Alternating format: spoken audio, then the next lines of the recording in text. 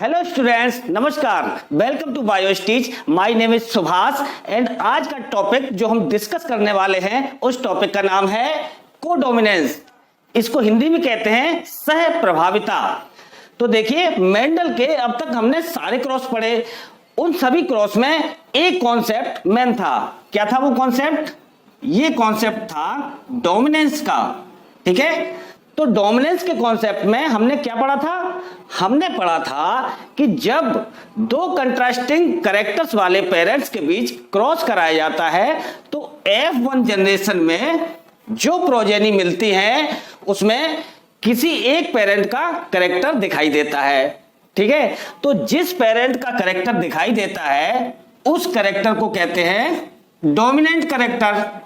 ठीक है, और जो कैरेक्टर दिखाई नहीं देता है, F1 जनरेशन में जो कैरेक्टर एक्सप्रेस नहीं होता है उस कैरेक्टर को कहते हैं रिसेसिव। ठीक है, तो ये हमने पढ़ा डोमिनेंस में। फिर हमने क्या पढ़ा? फिर हमने पढ़ा इनकम्प्लीट डोमिनेंस। तो इनकम्प्लीट डोमिनेंस में हमने क्या पढ़ा था? Incomplete dominance. तो इनकम्प्लीट डोमिनेंस में हमने पढ़ा था कि दो प्योर पेरेंट्स के बीच में जब क्रॉस कराया गया तो क्या हुआ? F1 जनरेशन में जो प्रोजेनी मिली उसमें किसी भी पेरेंट का कैरेक्टर नहीं था। ठीक है, बल्कि दोनों पेरेंट के बीच का कैरेक्टर मतलब इंटरमीडिएट कैरेक्टर एक्सप्रेस हुआ था। ठीक है, तो जब किसी का कैरेक्टर मैच नहीं हुआ, कोई इंटरमीडिएट कैरेक्टर एक्सप्रेस हो गया, उसको कहते हैं इनकम्प्लीट डोमिनेंस। जैसे कि अब दोनों के ही हम एग्जांपल दे रहे हैं। डोमिनेंस का एग्जांपल, जब हमने येलो एंड ग्रीन के बीच में क्रॉस कराया था तो क्या हुआ था? F1 जनरेशन में हमें जो प्रोजेनी मिले थे वो कैसे थे? सभी के सभी येलो मिले थे। ठीक है, तो येलो क्या था? ये था डोमिनेंट। एंड जो Y जिसका कैरेक्टर एक्सप्रेस नहीं हुआ वो स्मॉल y क्या था? ये था रिसेसिव। ठीक है, रिसेसिव। Y यानी कि कैपिटल Y ये क्या था? डोमिनेंट था। इसी का कैरेक्टर इसमें F1 जनरेशन में दिखाई दिया। और स्मॉल y ये था रिसेसिव, यानी कि ग्रीन रिसेसिव था। इसी तरह से इनकम्प्लीट डोमिनेंस को देख लो तो एक प्लांट था जिसका नाम था एंटी रायनम। ठीक है, इसको डॉग फ्लावर भी कहते हैं। ठीक है, और इसको स्नैप ड्रैगन भी कहते हैं। स्नैप ड्रैगन, तो इसके दो तीन नाम हैं। समझ में आया? जब इसके दो कैरेक्टर के बीच में क्रॉस कराया गया, कौन से कैरेक्टर? इसमें फ्लावर लगते थे दो तरह के, रेड रेड और व्हाइट व्हाइट। इनके बीच में जब क्रॉस कराया गया तो क्या हुआ? जो F1 जनरेशन में प्लांट मिले उन पे फ्लावर कैसे लग रहे थे? पिंक कलर के फ्लावर लग रहे थे। ठीक है, यहां पर जो कलर आया फ्लावर का वो पिंक मिला था। तो ये था रेड और ये था व्हाइट।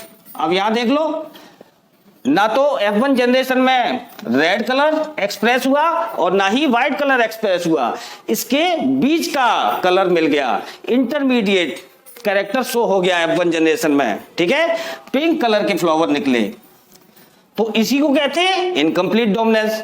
ठीक है, ये दोनों कॉन्सेप्ट हम पढ़ चुके हैं। ठीक है, अब आज हम पढ़ेंगे कोडोमिनेंस। ठीक है, तो कोडोमिनेंस क्या होता है? जैसा कि नाम से ही क्लियर हो रहा है, को मतलब साथ साथ, डोमिनेंस मतलब प्रभावी। ठीक है, जिनका प्रभाव साथ साथ हो, एक साथ मिलकर हो, उसको कहते हैं कोडोमिनेंस मतलब सह प्रभाविता। किसी का भी प्रभाव कम नहीं हो रहा है, किसी का भी प्रभाव ज्यादा नहीं हो रहा है। ठीक है, दोनों ही कैरेक्टर्स का प्रभाव, दोनों ही कैरेक्टर की डोमिनेंस बराबर इक्वल रूप से एक्सप्रेस हो रही है। ठीक है, ये कहलाती है कोडोमिनेंस। ठीक है, अब इस कोडोमिनेंस को हम एक एग्जाम्पल के थ्रू बहुत बेस्ट तरीके से समझ सकते हैं। ठीक है, तो एग्जाम्पल हम लेते हैं, किसका एग्जाम्पल लेंगे? ह्यूमन के ABO ब्लड ग्रुप का एग्जाम्पल लेते हैं। ठीक है, इससे हम कोडोमिनेंस को बहुत अच्छी तरह से समझ सकते हैं। ठीक है, तो ह्यूमन में A B O blood group को हम एग्जाम्पल के रूप में लेते हैं, ठीक है। आपने ब्लड ग्रुप तो सुन ही रखे होंगे, कौन कौन से ब्लड ग्रुप होते हैं? देखिए, ए ब्लड ग्रुप होता है, और कौन सा होता है? बी ब्लड ग्रुप होता है, और कौन सा होता है? ए बी होता है, और ओ ब्लड ग्रुप होता है। यही सारे ब्लड ग्रुप होते हैं, ये सब आपने सुन रखे हैं, ठीक है। अब ये ब्लड ग्रुप डिसाइड कैसे होते हैं, कौन इन ब्लड ग्रुप्स को डिटरमाइन करता है, ठीक है। तो इन ब्लड ग्रुप्स को डिटरमाइन करने वाला एक जीन होता है जिसको आई जीन कहते हैं, ठीक है। कौन सा जीन होता है? आई जीन इन ब्लड ग्रुप को डिसाइड करता है, डिटरमाइन करता है, ठीक है। अब ये आई जीन करता क्या है? तो हमारी आरबीसी होती हैं, क्या होती हैं? आरबीसी, रेड ब्लड कार्पुसेल्स, लाल रक्त कणिकाएं होती हैं। उनमें क्या होता है? लाल रक्त कणिकाओं के बाहर एक मेम्ब्रेन होती है जिसको प्लाज्मा मेम्ब्रेन कहते हैं, ठीक है। तो ये आई जीन क्या करता है? इस प्लाज्मा मेम्ब्रेन पर स्पेशल टाइप की शुगर को सिंथेसाइज करता है, ठीक है। ये आई जीन कौन सी शुगर होती है? स्पेशल टाइप की शुगर होती है जो क्या कहलाती है? शुगर पॉलीमर कहलाते हैं, ठीक है, शुगर पॉलीमर। अब उन शुगर पॉलीमर्स के अलग अलग नाम होते हैं, ठीक है। तो ये प्लाज्मा मेम्ब्रेन पर शुगर सिंथेसाइज करती है आई जीन, ठीक है। अब आइए हम आगे देख लेते हैं। अब ये आई जीन जो होती है, आई जीन जो होता है, उसमें 3 तरह के एलील होते हैं, ठीक है। कौन कौन से? एक तो आई ए एलील होता है, दूसरा आई बी एलील होता है, और तीसरा आई जीरो एलील होता है, ठीक है। इसको आई ओ एलील भी कहते हैं, और एक इसका नाम और है स्मॉल आई एलील, ठीक है। अब क्या है, ये जो आई ए और आई बी एलील होते हैं ये डोमिनेंट होते हैं, ठीक है।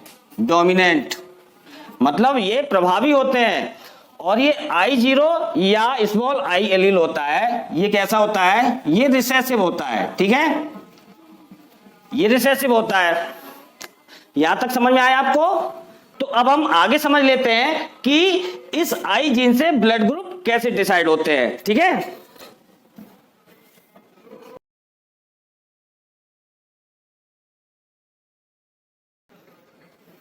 तो देखिए, जैसा कि हम सभी जानते हैं कि हम जो ह्यूमन बीइंग्स होते हैं वो डिप्लॉयड होते हैं। कैसे होते हैं? डिप्लॉयड होते हैं, मतलब हमारी सेल्स में 2 ही एलील रह सकते हैं, ठीक है।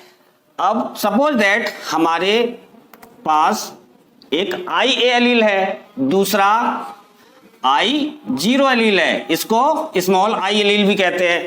तो हमारे आरबीसी के ऊपर, आरबीसी की जो प्लाज्मा मेम्ब्रेन है उसके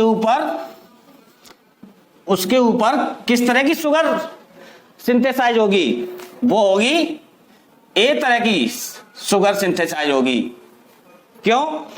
आई ए जो एलील होता है वो ए टाइप की शुगर सिंथेसाइज करता है, मगर आई ओ या आई जीरो या स्मॉल आई कह लो, ये किसी भी टाइप की शुगर को सिंथेसाइज नहीं करता है, ठीक है। तो डोमिनेंट यहां पर क्या है? आई ए एलील है, ठीक है।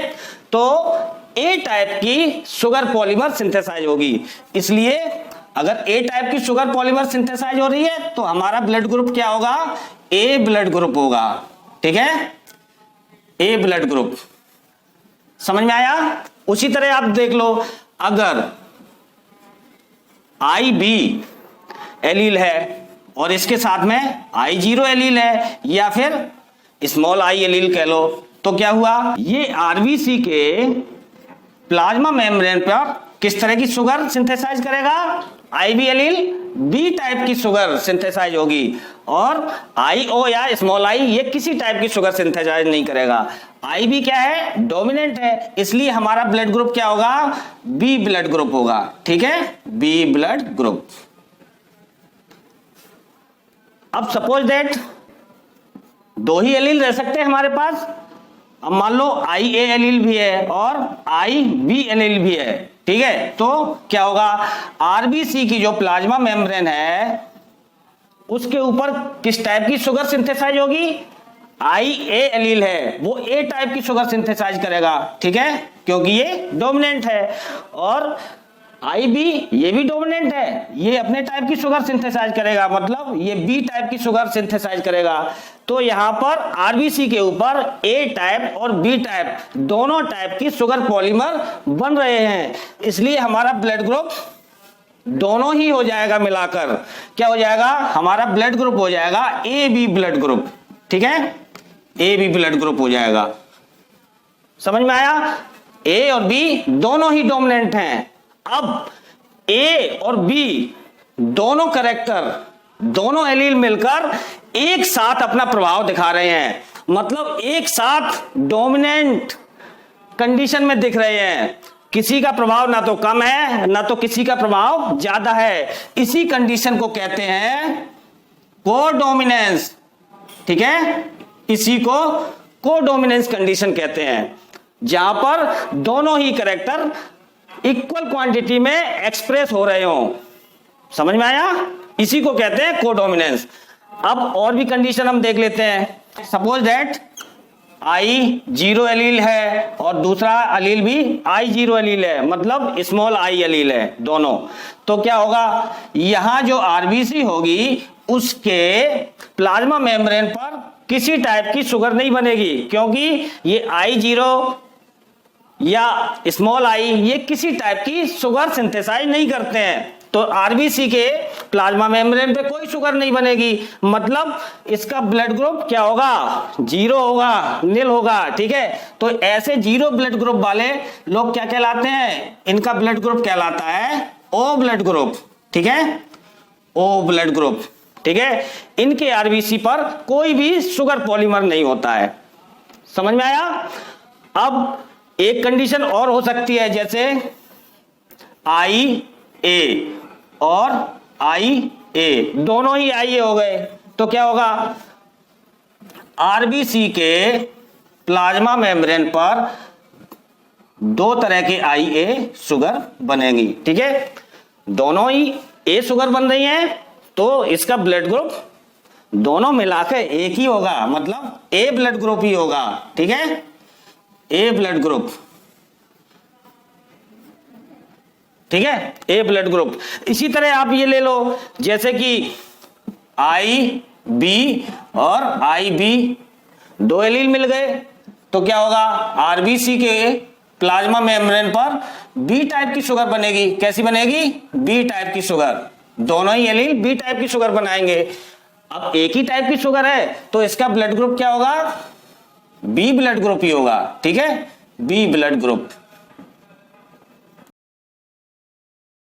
ठीक है। तो आपको ये समझ में आया, ये कॉन्सेप्ट था कोडोमिनेंस का कॉन्सेप्ट, मतलब सह प्रभाविता का कॉन्सेप्ट। जब 2 कैरेक्टर, 2 एलील मिलकर एक साथ अपना प्रभाव दिखाते हैं, एक साथ एक्सप्रेस होते हैं, उसी को कहते हैं कोडोमिनेंस, ठीक है। तो hope you understand well this concept. मिलते हैं नेक्स्ट वीडियो में नए टॉपिक पर डिस्कशन करने के लिए, तब तक के लिए जय हिंद।